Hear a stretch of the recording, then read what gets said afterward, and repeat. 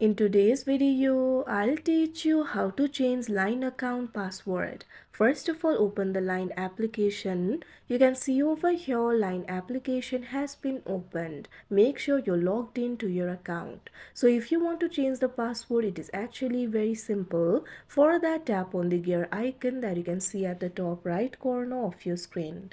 After you do that, you'll be led to the settings interface. You'll be able to see various options over here.